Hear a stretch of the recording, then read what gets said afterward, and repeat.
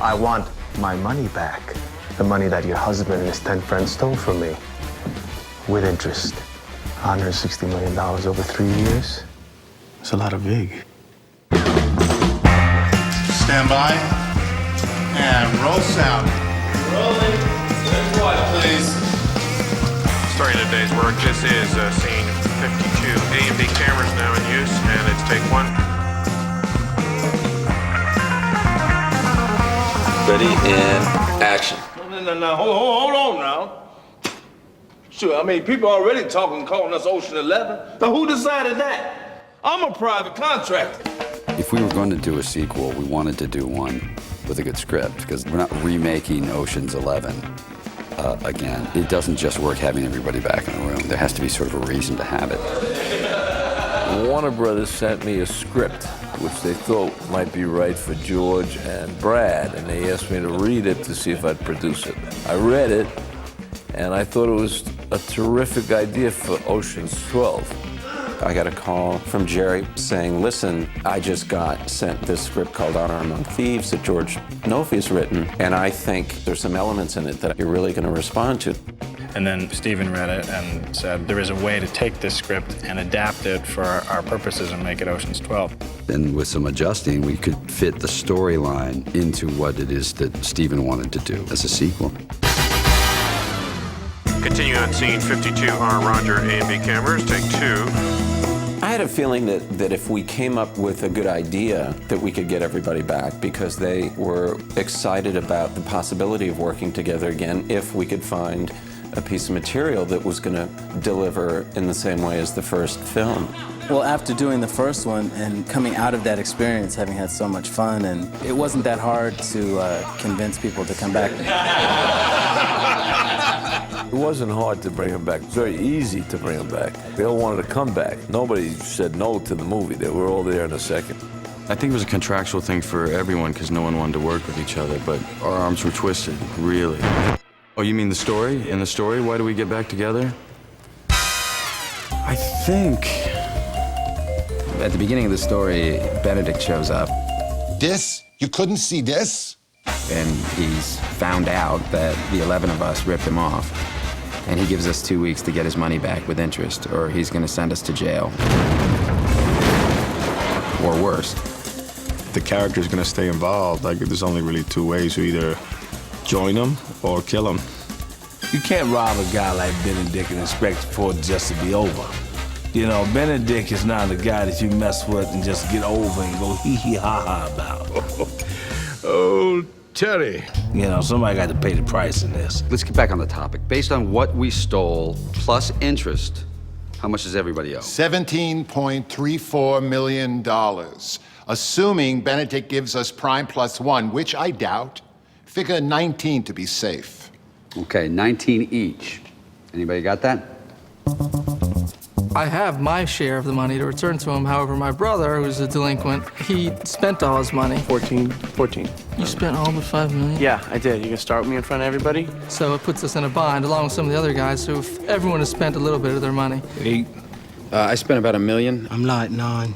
They had, what, $16 million apiece? And now they have to go to work again. What we do know is we need a job. We need a high-paying job. Well, now we're too hot to work anywhere in this country. So we go abroad. So they decide to go to Europe. And Rusty, the Brad Pitt character, decides that they should go to Amsterdam. Why did we go to Amsterdam? Oh, yeah, I was in Amsterdam. I did go to Amsterdam. Scene 61, A mark only.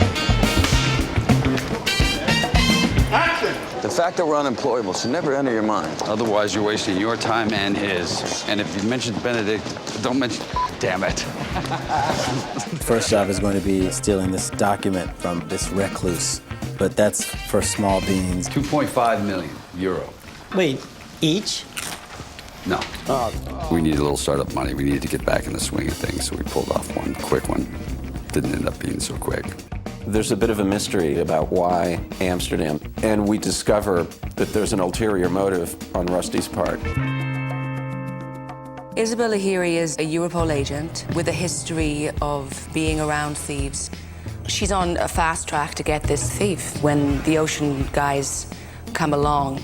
She's somebody who possibly could stand in the way of our achieving what we need to achieve. She knows everything about every famous heist that's ever been pulled off. You know the name Max Schumann? And as it turns out, she's having a relationship with Brad Pitt's character, and the rest of the group didn't know about it.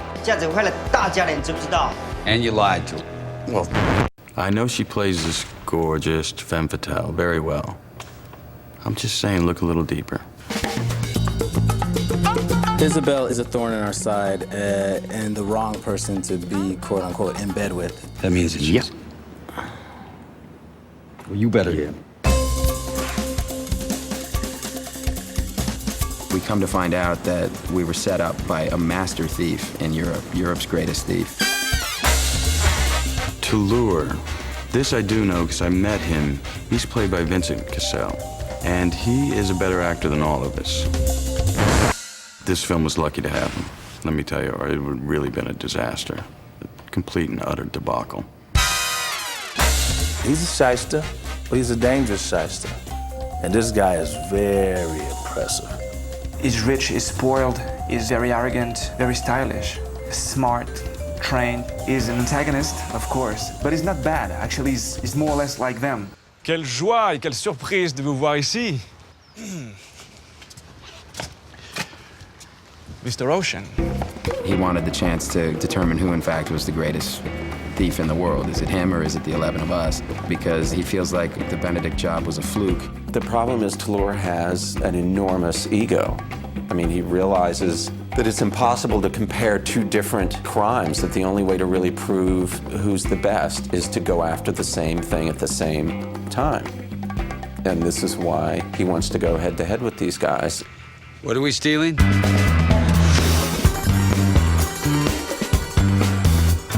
Toulour basically suggests to us that what we should steal is the hardest thing in the world to steal. In the physical universe we occupy, it cannot be done. And Toulour's challenge is very simple.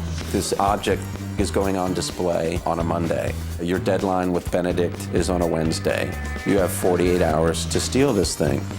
And if they win, he pays their debt to Terry Benedict. That's asking a lot. What else? That's good. That'd be a good plot point. Did they put that in? Well, things get bad at a certain point, and they've been reduced to 3 members of the gang to pull off this heist, which is literally impossible. All right, let's just stay on point here. Basher and Turk and I are absolutely at our wits' end in terms of what to do. We basically have to resort to desperate measures, which is to call Tess and invite her into the group to play a crucial role. Small role. Who am I supposed to be? Well, fantastic. She's completely duped and deceived and lied to, and that's how she gets pulled into it. He told me everything was fine. He lied right to me. Well, what I think he meant by fine is that we're running low on time and money, and we're deeper in debt than when we started. Every single one of them lies to her, leading her one more step along the path. Then she realizes, well, she's here and something has to be done, and at that point she becomes a participant. The problem is, as is always the case, there is a wild card that affects her directly. You'd really have to consult the script, is what I think the director was saying.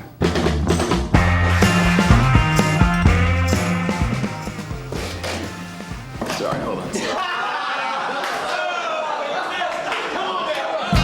What's really fantastic about this group is this generosity of spirit. Nobody has any egos about or worries about not getting lines or anything.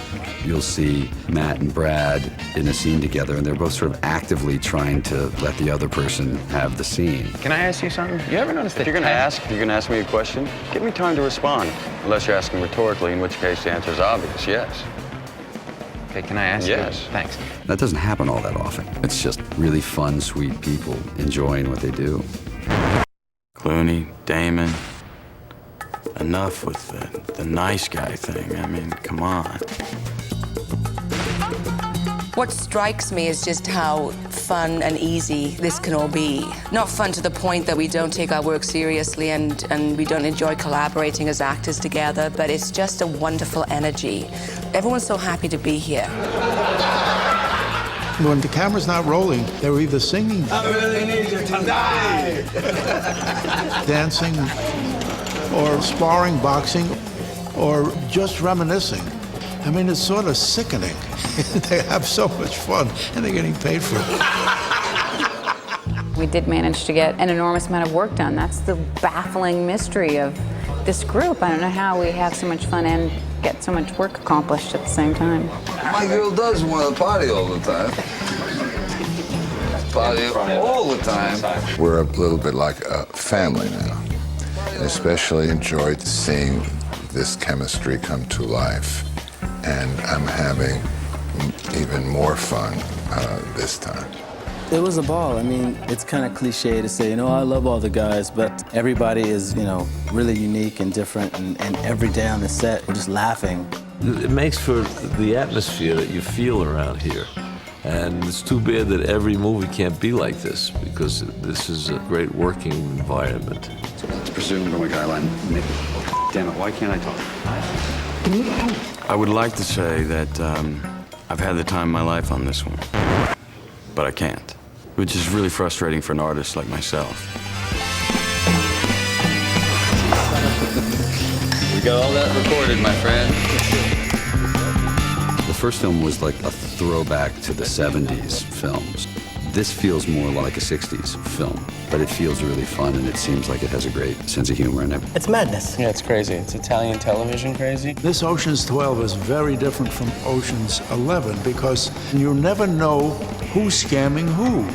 It's a cat and mouse game all the way through, and I think the audience will find that so exciting as it unfolds because you never quite know who's playing the fiddle. It's nice to see you again, Robert. When you look at the fantastic locations we shot at, the backgrounds of Amsterdam, Paris, Lake Como, Rome, and then dispersed with that, you see this fantastic cast. You can't take your eyes off the screen. It's great. It's Hollywood the way Hollywood's supposed to be. Will there be a 13? It all depends on the lawsuits, and